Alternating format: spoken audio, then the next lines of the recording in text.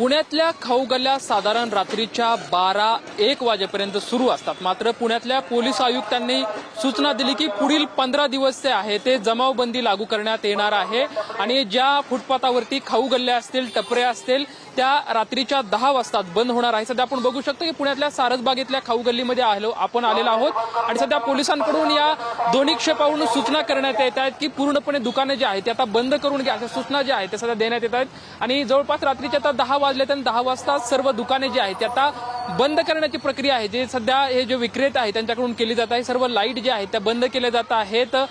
जे दुकानं रात्रीच्या 12 ते 1 वाजेपर्यंत सुरू असायची ती मात्र आता रात्रीच्या 10 वाजताच बंद होण्याचं चित्र जे आहे ते सध्या आपल्याला पाहायला मिळत आहे। एकंदरीतच पुण्यामध्ये जमावबंदी असताना 5 लोकांपेक्षा जास्त लोकांनी एकत्रित थांबू नये, हे राहू नये असे निर्बंध खरं तर पुण्यात घालण्यात आले आहेत। त्याचबरोबर ती एकत्रित न राहतात, त्याचबरोबर जे हॉटेल्स आहेत, टपऱ्या आहेत, ह्या सुद्धा रात्रीच्या 10 वाजताच बंद ठेवाव्यात, कारण की पुण्यातली वाढती गुन्हेगारी असेल किंवा या सर्व गोष्टींना या सर्व जबाबदार जे आहे ते सर्व पानटपऱ्या असतील किंवा रात्रीच्या ना एकत्रित जी गर्दी आहे ते नियंत्रणात राहत नाही, याच्यामुळे कुठेतरी अंकुश लागावा यासाठी पुण्याचे पोलीस आयुक्त यांनी हा निर्णय घेण्यात आलेला आहे। रात्रीच्या 10 वाजता सर्व दुकाने बंद होण्याचे जे आदेश दिलेले आहेत आणि याचं चित्र सध्या आपल्या पुण्यातल्या सारसबागमध्ये आपल्याला पाहायला मिळत आहे।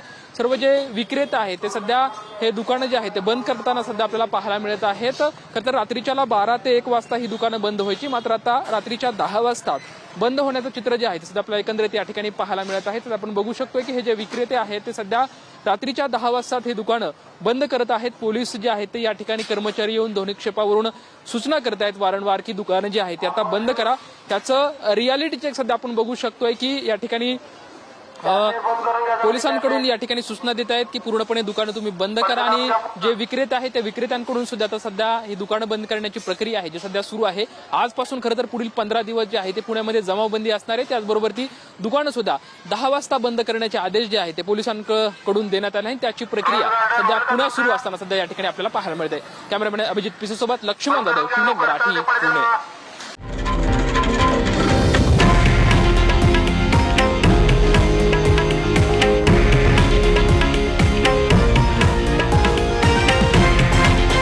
हे आहे देशातील नंबर 1 न्यूज नेटवर्क आणि आपण पाहत आहात TV9 मराठी, एकमेव।